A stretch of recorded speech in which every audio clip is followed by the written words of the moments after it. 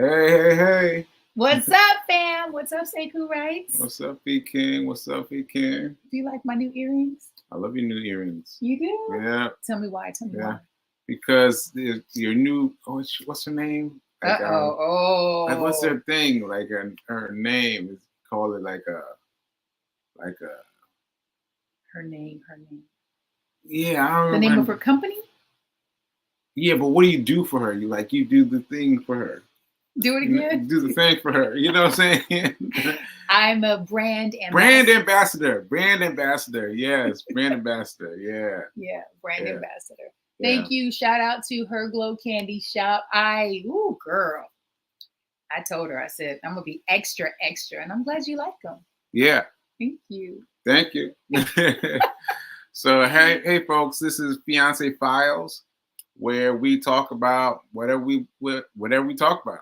whatever we talk about. Yeah. And I guess that's it for intros, right? That's intros. Yes. I think we need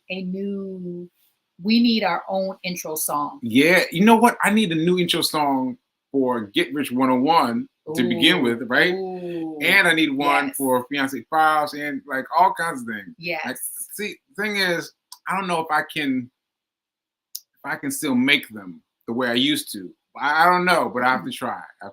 Nothing beats a failure. Yes. But a try. And there is no failure if you are making an attempt. So I got my money on you. Okay. Mm-hmm. Okay. Well, that reminds me, you just created this. I don't know how she does it, guys. I don't know how she creates these things in seconds. What are you talking about? She just created this video that I just posted, and I'm assuming she just posted, right? You just posted it? Mm-hmm.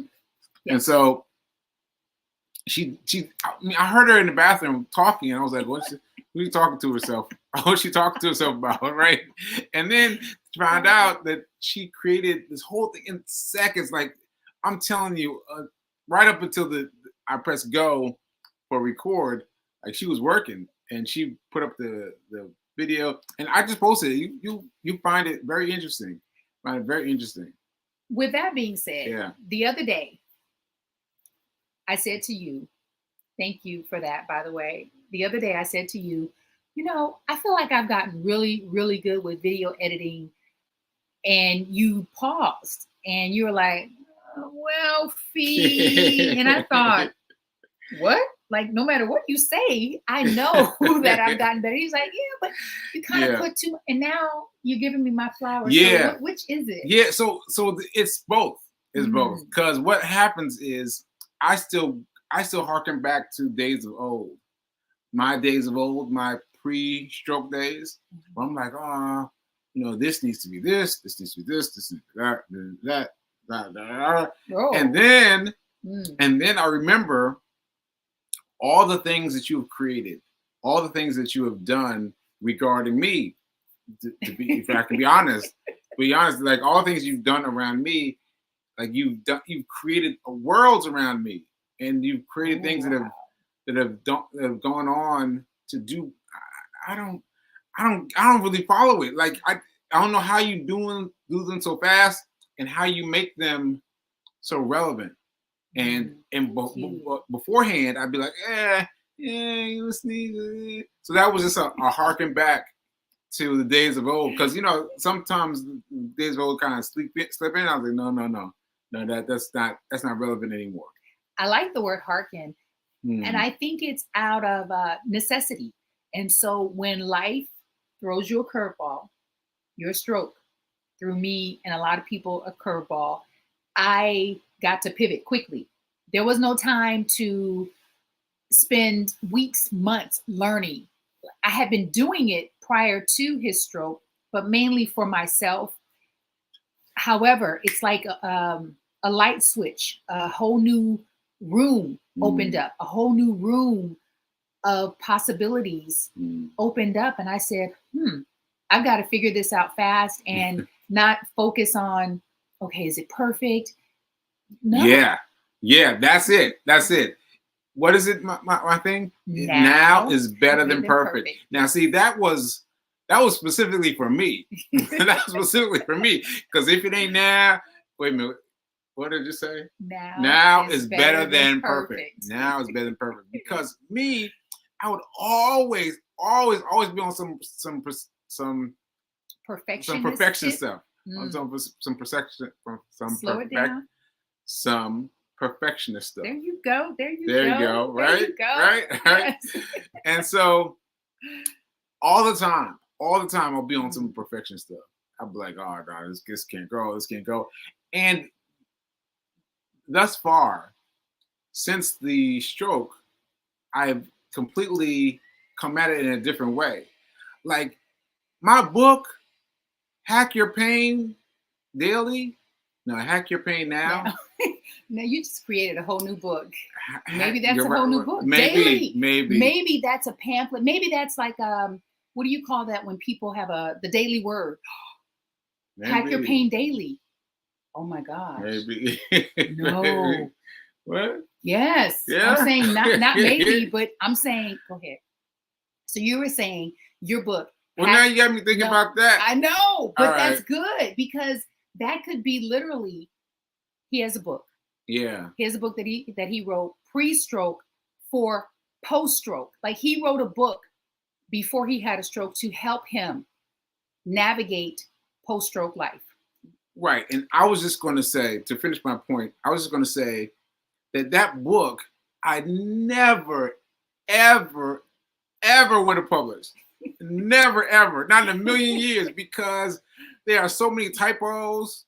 There are so many things that are going wrong. They're like sections of the book, like I don't have the paragraphs right. The paragraphs not being right really got me. But all these things, it seems like you were about to shake your head. Like, what are you talking about? Yeah.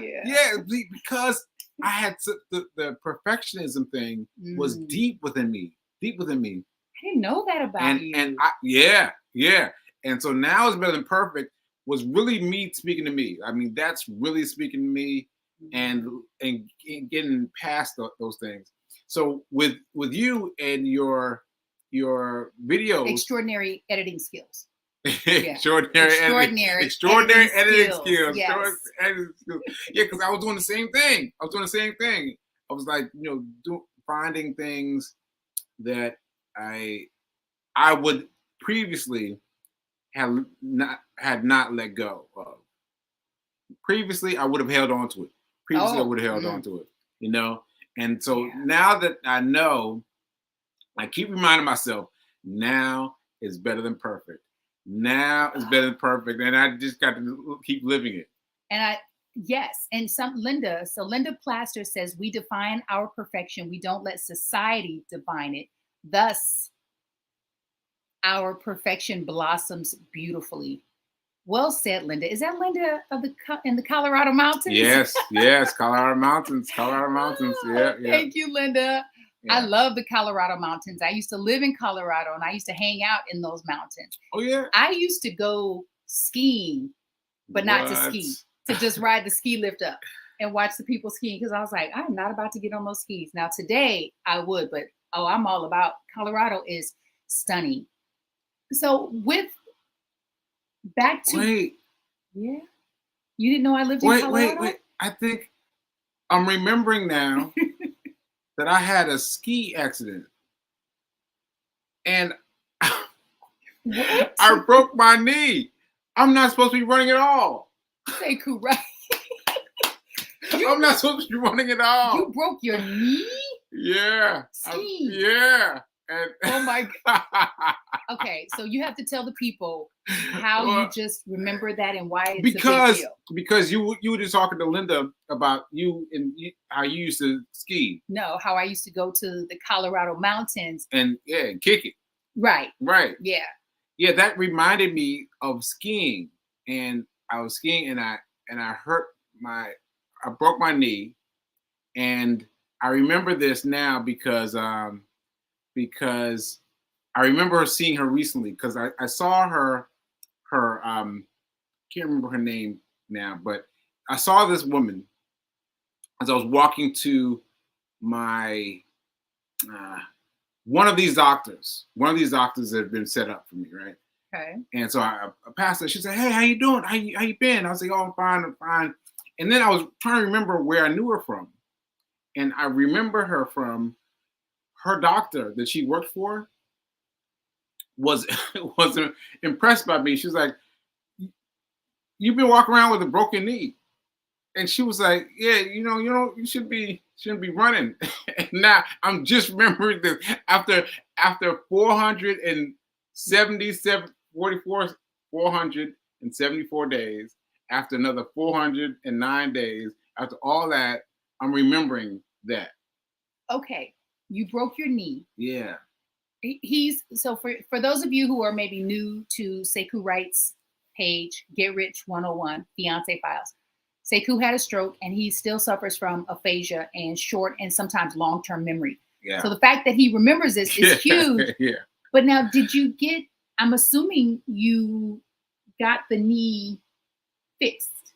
No, I didn't. Are you sure you broke it and not just I didn't because she said I broke it, right? And she brought me in for the x-rays. They put me in the x-ray thing and all that stuff. And then she came and she was looking like impressed by me. She was like, you've been walking around with a broken knee. And I was like, broken? And she was like, yeah, broken. I was like, I can move it. No, not. Was this post-stroke that you? Oh, no, not post-stroke. Oh. Not post-stroke. Oh. But I'm saying I've done all this running with a broken knee. On two marathons with. So, I love that he thinks that that's funny. Yeah, I think that's funny. Wow. Yeah. Do you remember which knee? I don't even remember which knee. Do you have knee pain at all? No, I don't have no pain. Look at that. Look at the mind. Look at what the mind can do. Because this reminds me of a thing I read in one of my books. It said that they got this team of basketball players, and they all needed knee pain. They all needed knee surgery, right? They gathered them up, and then they let them go after the surgery, and all of them did better. The trick is they didn't give them surgery. They gave them incisions to make it look like they gave them surgery. But did not give them surgery. I love the placebo effect. Effect. Yes. It reminds me of when, and I'm sure many of you can relate to when you were a kid and you hurt yourself, and you got up and didn't cry unless you saw blood. Yeah. It's the same thing. Mm-hmm. I don't know what that's called, but I am amazed that you've been running. First of all, that you broke your knee and that you've been running. I am amazed by that. Our bodies adapt as we affirm and nurture them. Our bodies adapt as we affirm and nurture them. Absolutely. And they break down as we speak negativity over them.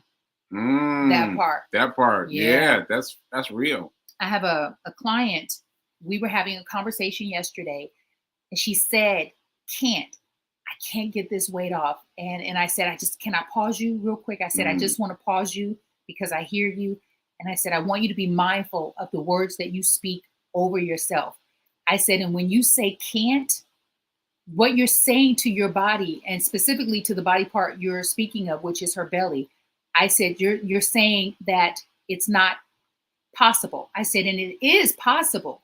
I said, because you put the weight on, you can get the weight off. And I said, I think we need to focus on being patient and having realistic goals and realizing that you get to trust the process, because you didn't develop a belly in 2-3 weeks. So why do we think we're going to get rid of it in 2 or 3 weeks? But when I said that, to remind her to really be mindful of the words that you speak over your life. Can't, trying, impossible, don't, all of those words need to be stricken from our vocabulary. Absolutely. Give me some. Don't leave me hanging. Yeah. and on that same thing, the same line of thinking, don't let doctors tell you what to do. Because that doctor, if I remember correctly, she wanted to have me all taped up, and I mean the real thing. like my leg in traction, all the things, and I feel nothing. I feel nothing. So Wow. that's incredible. As the That is. yeah, that's really great. Yeah, Mm. yeah, that's great. So anyway, that just came up. That just came up for me just now. That I is. know my mom's like, mm-mm. That's my son. That is my son. I know, Wow. I know. But Mm. I wanted to do this before I forget. I want to thank you, Fee, for making sure that I got to speak at my hospital because I was like, I kind of want to see them, but I've been back to Nashville a bunch of times now, and I've always thought about it. I've thought about it every Oh. time. Yeah, I have. I'm like, man, I need to go out there and say something. I need to go out there and say something. But you like took it and ran with it and made sure that it happened, and I was like, oh, I was a little nervous. Like, I don't know. I'm not gonna bring it up. My thing was, I'm not gonna bring it up. Mm. I'm just gonna let it slide. And it was, and there was some miscommunications, and there was some, something going on with the date or whatever. And I was like, I'm just gonna be easy. I'm just gonna be easy. And then they pulled this together. In a matter of days. And This picture I've been looking at this picture Oh, look at frequently. you. You look so handsome, standing in the middle, all tall. And look at this. Wow. But look at this amongst all these people, and who wanted to see me. Of course Who they wanted do. to see me. Like it just made such a difference for me. And having you like making sure it happened was really something else. So this room was the first time I've been in this room since I've been in this room, since I was there as a client. And I was like, oh, well, I reacted like that when I first walked in. I was like, oh, whoa, I need a minute. And she was like, oh, yeah, you haven't been in this room yet. I was like, yeah, I haven't been in this room. And it took me a second. And then I looked around and saw they had chairs set up. They had pizza ordered. They had the whole thing. And I was like, wow, this is so great for me. And also because it was such let me put this back out. See, pull this back out. So also it let me know that is the way that I need to move. Like, yeah, there's other things I need to do, but that is the way that I need to move because of the exchange of what I got versus what I gave, and vice versa, in that special place. Because one of them in that special place, and one of them was, I don't know if I mentioned this before or not, but I remember she said that she is teaching something differently because of me, when I was barely speaking. Do you remember what that was that she's teaching differently? She's granting her patients with the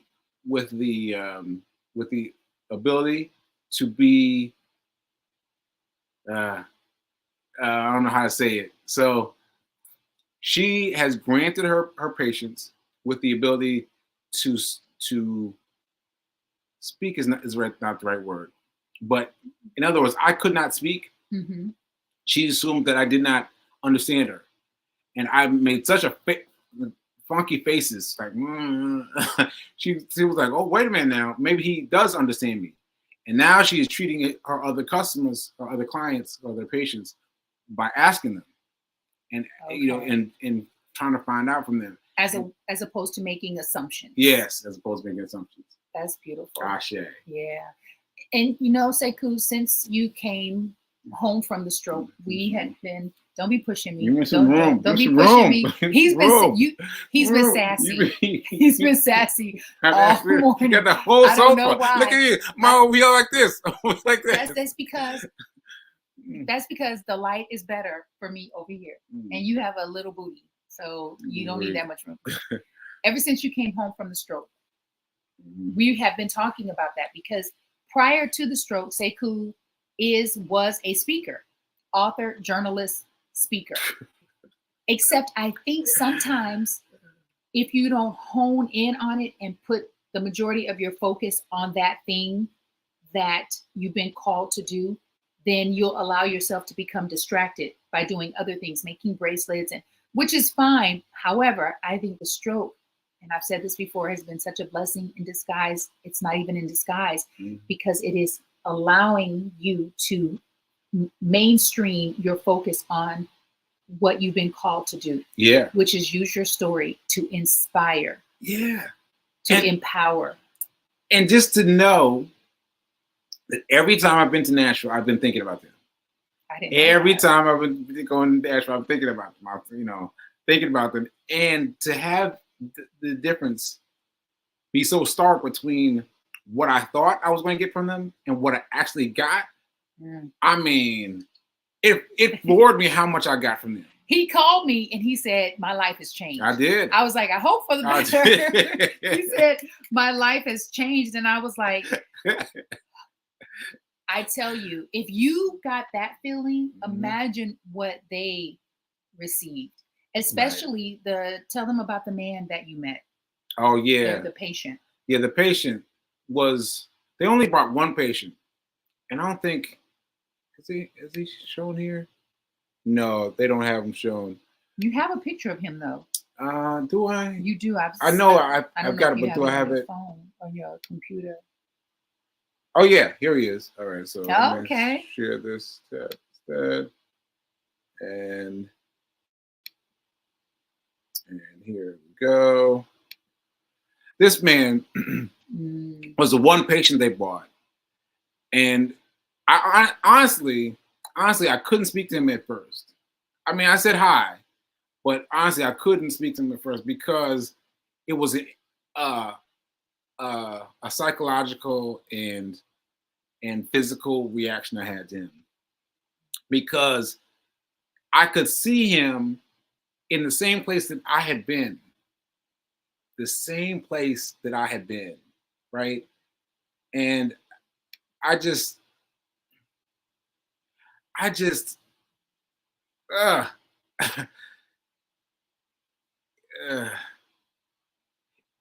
it hurt to see where I had been, and then it was also a blessing. It was also a blessing that I had made it thus far, right? That I made it thus far, right? That I gotten that far out of the situation, right?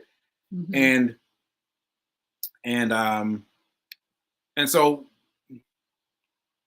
anyway, it took me a while before I could speak to him, and I had to get warmed up. And then I got warmed up. I came and spoke to him, and I gave him some pointers. And I've been thinking about him ever since. I still need to try to send him a note, but I want to inspire him to really go after it, because what he asked, and he was struggling trying to get the words out, and I couldn't understand him. And then his nurse came to understand him, and what he wanted to know was, how long did it take to get from where he was to where I am? Yeah. And what I didn't understand is that he meant well. He meant better. And I need to pull his quote to the fact that, bro, you may not ever be the same. You may not ever be the same. I'm not the same. I am not the same. I am better than I was, but I'm not the same person. Yeah. Yeah. And I need to express that to him. Sekou, those same questions that he was struggling to get out to you were the same questions you had for other people. I remember, and that was the main question you had, is basically, how long is the recovery? Like, when am I going to be back to myself? Wow. I don't even remember that. Oh yeah, I do. I remember that so vividly. Even the videos that we would watch on YouTube, you would feel, for instance, your doctor. So Sekou Wright's doctor in Nashville, I don't know what kind of doctor he is, but he had a stroke. Yeah. He had a stroke and was back to doctoring 4 or 5 months later. Yep. And that really hit you. You were like, I don't understand that really hit me. why my stroke is taking so long. And part of the recovery is we get to run our own race. Everyone is different. Every stroke is different. Every stroke hits you in a different part of your brain. And so your recovery is going to be unlike anyone else's. That brother that you showed in that video, his recovery is going to be unlike anyone else's. However, I think the messaging is the same for everyone. The messaging is to do the work, to not give up, and to stay inspired, And that means most times you need to reach inside, go within to be inspired, because if you rely upon external forces, even people, you might be let down. So you have to go within to keep that internal fire burning. And that's what he's going to have to do if he wants to come through this on the other side. Yeah. Yeah, that's a good point. Yeah, that's a good point. Yeah. So all I wanted else all let me try it again. The only other thing that I wanted to express was, you mentioned yesterday I had a really brief show. I did a very brief version of my show, and you were like, "What? You didn't tell them about your run report?" And I was like, "Oh, yeah, I didn't." And so it's funny because yesterday was 473 of my new interaction of Run Street.